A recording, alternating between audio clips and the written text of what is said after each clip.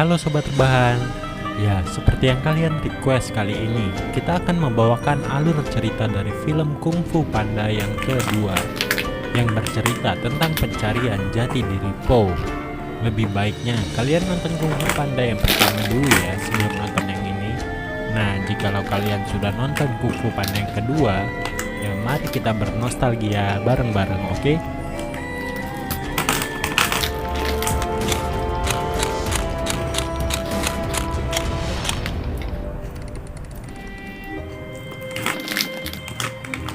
Seperti yang pertama, adegan awal pun ditampilkan dengan ilustrasi gambar yang menceritakan tentang kota Gonhem yang dipimpin oleh Merak. Mereka membawa kegembiraan sejak menemukan kembang api, tetapi putra mereka yaitu Sen menemukan sisi gelap dari benda tersebut. Peramal pun meramalkan kalau Sen akan diselimuti sifat jahat yang akan dikalahkan oleh pejuang hitam putih.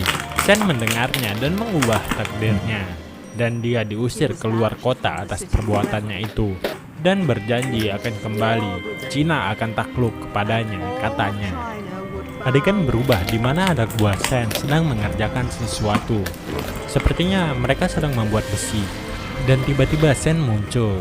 Mereka sedang kehabisan bahan bakunya, yaitu besi.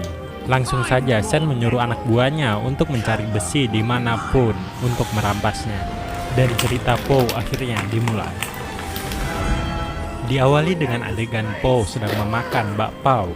Ya, bakpao ya itu kira-kira. Sedang memecahkan rekor dirinya sebelumnya, yaitu 40 bakpao masuk bareng ke mulutnya.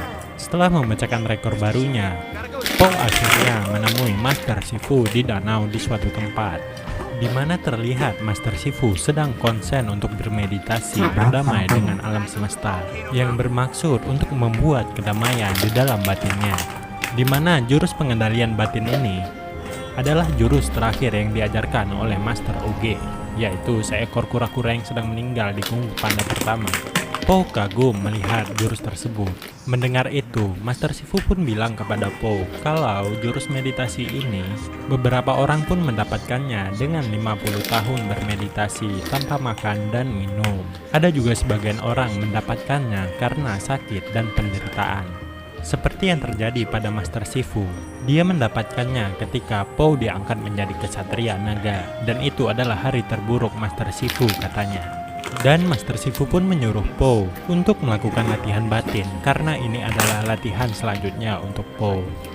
Dan di saat Po mencoba latihan kedamaian batin, tiba-tiba Tigris pun datang. Dia mengabarkan kalau ada segerombolan bandit merampas desa. Bermaksud untuk mencegah bandit tersebut, Tigris dan Po akhirnya meninggalkan Master Shifu dan berniat untuk menghajar bandit tersebut. Dan penuh semangat tanpa basa-basi, Po dan 5 kesatria langsung menuju desa yang dirampas oleh bandit-bandit nakal ini. Akhirnya mereka sampai, dan ternyata bandit-bandit tersebut adalah anak buah dari Sen, yaitu segerombolan serigala. Mereka langsung saja merampas besi yang ada di desa tersebut, seperti yang dijelaskan di awal film tadi. Mereka pun berantem dengan melawan 5 kesatria dan kesatria naga, yaitu Po. Dan ketika Po ingin menghajar serigala terakhir kayak judul film gitu loh. Dia melihat sebuah simbol di lengan kanan serigala tersebut, di mana dia dapat melihat sekilas tentang ibunya. Dia melamun, dan seketika dia pun jatuh karena dipukul oleh serigala tersebut. Para bandit pun akhirnya segera kabur dan membawa beberapa logam yang bisa didapatkan mereka. Sesampainya di rumah Po, dengan rasa penasaran tersebut, Po pun langsung bertemu dengan ayahnya dan menanyakan asal-usul dirinya. Sang ayah tadinya tidak mau menjelaskan yang sebenarnya terjadi kepada Po. Namun, Po bersikukuh menjelaskan alasannya. Dia ingin tahu bagaimana dia bisa sampai di sini. Dan akhirnya ayahnya pun menyerah. Akhirnya ayahnya pun menjelaskan kalau ayahnya menemukan dia di sebuah keranjang kecil yang berisi sayur-sayuran di dalam kotak tersebut.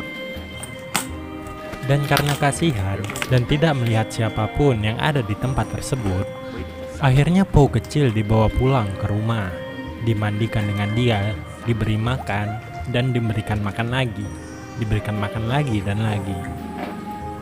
Dan karena tingkahnya yang lucu dan menggemaskan, akhirnya sang ayah pun berniat untuk mengadopsi Po.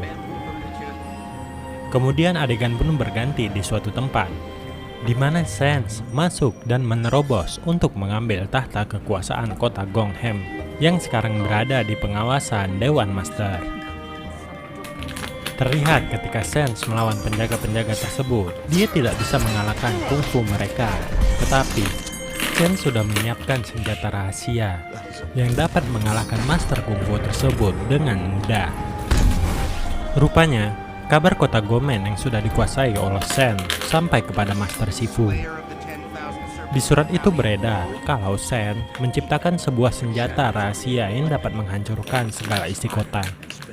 Untuk itu, Sans harus dihentikan agar kungfu tidak mati untuk selamanya. Langsung saja Master Shifu menyuruh Po dan 5 kesatria untuk berangkat ke kota Gomen agar menghancurkan senjata buatan dari Sans dan menghentikan kelakuannya. Tetapi sebelum pergi, Po bertanya kepada Master Shifu bagaimana kungfu bisa menghentikan kungfu, dan Master Shifu pun menjawab dengan kedamaian batin. Ketika mengarungi lautan, malam pun tiba dan mereka tertidur.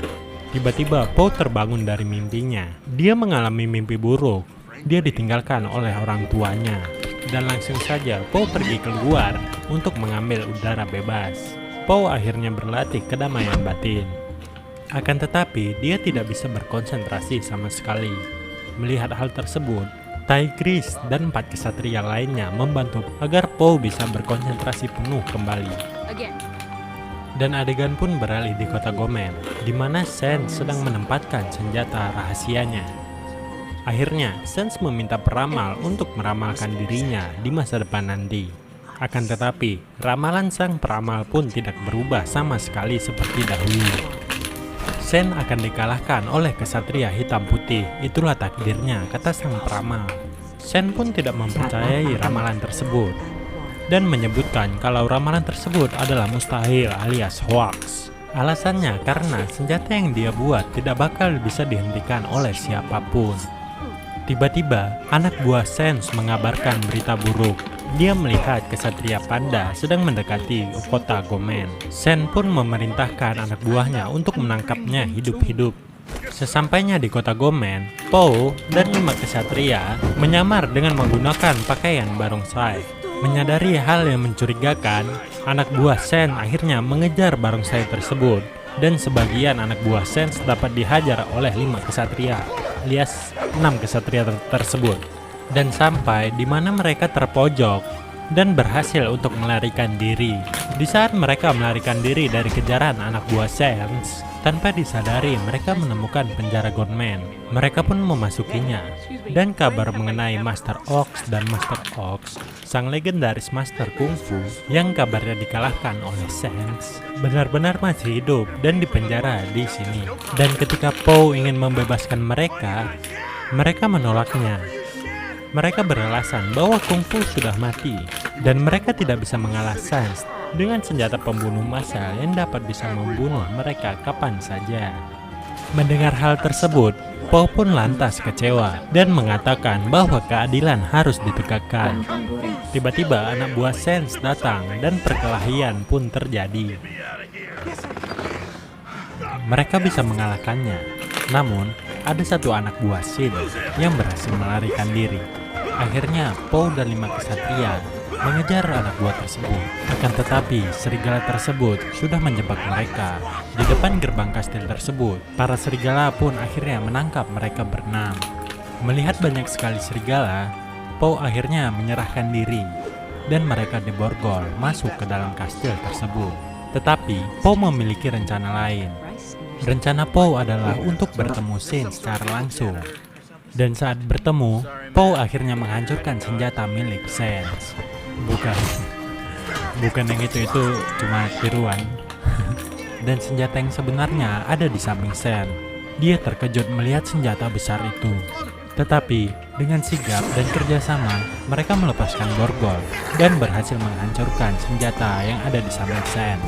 Ketika terpojok, Sans pun mengembangkan ekornya dan tiba-tiba Po mendapatkan penglihatan masa lalunya dari corak ekor merak Sans. Melihat dia lemah, Sans pun kabur. Dan alangkah terkejutnya, ternyata Sans memiliki senjata lebih banyak lagi di sebelah sana. Langsung saja dia menembakkan ke arah kastil tersebut. Gedung kastil pun hancur, tetapi mereka berhasil melarikan diri dari kastil tersebut. Langsung saja mereka pergi ke gedung di mana Sans berada. Tetapi ketika perkelahian terjadi, Sans melawan dengan senjata apinya tepat di depan Po. Langsung saja Po terpental jauh ke sana dan Po terjatuh ke dalam sungai. Selagi dia terbawa arus, akhirnya ada seekor domba. Ya, peramal tersebut menyelamatkan dia. Dia dibawa ke tempat di mana Po berasal, yaitu desa para panda. Ketika Po melihat sekeliling, akhirnya Po mendapatkan penglihatan yang jelas akan masa lalunya. Rupanya ketika peramal menyebutkan kalau dia akan dikalahkan oleh kesatria hitam putih, Sans langsung bergegas bersama anak buahnya untuk menyerbu desa panda. Ya make sense, soalnya panda kan hitam putih ya. Di dalam penglihatannya, Po melihat ibu, ayah, dan para panda lain kabur ketika Sans sedang menghabisi mereka. Beruntungnya ibu panda mengorbankan dirinya. Po pun berhasil kabur dengan kotak kecilnya. Dan akhirnya Po menerima masa lalunya. Dengan begitu dia bisa mengendalikan kedamaian batinnya. Dan akhirnya dia bisa mempunyai jurus tersebut yang bisa mengendalikan apapun yang dia pegang. Kemudian adegan pun beralih. Teman-teman Po alias 5 kesatria sudah ditangkap oleh Sans. Dan Sans berniat untuk merayakan Tahun Baru Merak. Dengan armada kapal yang banyak, Sans pun pergi ke lautan untuk membuktikan kalau dia bisa menaklukkan Cina. Tetapi tidak sampai di situ Ferguso. Po, kesatria naga pun akhirnya datang. Dia berniat mengalahkan Sans sekali lagi dan menyelamatkan para 5 kesatria. Akhirnya kelima kesatria pun terselamatkan. Tetapi bala bantuan pun datang. Master Oz dan Master Ox bertarung untuk membantu mereka. Ternyata mereka tersadar akibat omongan dari Master Shifu. Dan ya, Master Shifu pun membantu mereka. Di saat rencana Po untuk memblokir jalan agar anak buah Sans tidak bisa lewat, Sans pun menembakkan senjata yang besar ke arah Po. Dan ya, langsung saja mereka terpental ke dalam lautan yang cukup luas. Tampak terlihat Tigris, Master Shifu, dan yang lainnya tidak berkutik dengan senjata tersebut. Mereka terkalahkan. Tetapi Po sadar. Dia langsung berdiri dan bersiap untuk ditembakkan. Akan tetapi saat senjata itu ditembakkan, Po memasang kuda-kuda dan mencoba jurus kedamaian batinnya. Terlihat Master Shifu tercengang oleh itu. Dengan sangat mudah dia bisa membalikkan bola meriam yang diarahkan kepadanya. Langsung saja kapal anak buah Sans hancur karena bola meriam sudah dibalikkan oleh Po. Melihat itu, Sans langsung menembakkan senjata pamungkasnya ke arah Po. Tetapi dia bisa mengendalikannya dan membalikkan arah bola tersebut ke arah kapal Sans. Ya, kapal Sans pun hancur. Dan Po datang kepada Sans untuk menceramahinya ala Naruto gitu. Dia bilang kalau takdir itu bisa diubah. Sans tidak percaya. Langsung saja dia mencoba membunuh Po. Tetapi Po bisa menghindari pedang-pedangnya. Sayang, pedang tersebut mengenai tali yang ada di kapalnya. Dan tiang kapal tersebut pun jatuh ke arah Sans. Akhirnya Sans bisa dikalahkan. Dan terlihat keceriaan wajah Po dan teman-teman. Dan akhirnya Po pun pulang menemui ayahnya. Dia bilang kepada ayahnya kalau hal yang terbaik yang pernah dia lakukan adalah menjadi putranya. Tetapi bukan sampai situ film ini. Diperlihatkan satu adegan, seekor panda dewasa berkata bahwa anaknya masih hidup, menandakan firasat ayah terhadap anaknya. Aku kira ini bapak si Po. Dan film ini pun selesai. Bagaimana kira-kira sobat rebahan?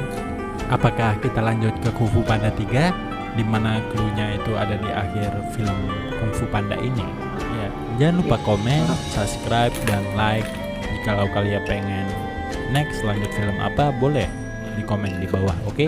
Dadah, see you sobat rebahan.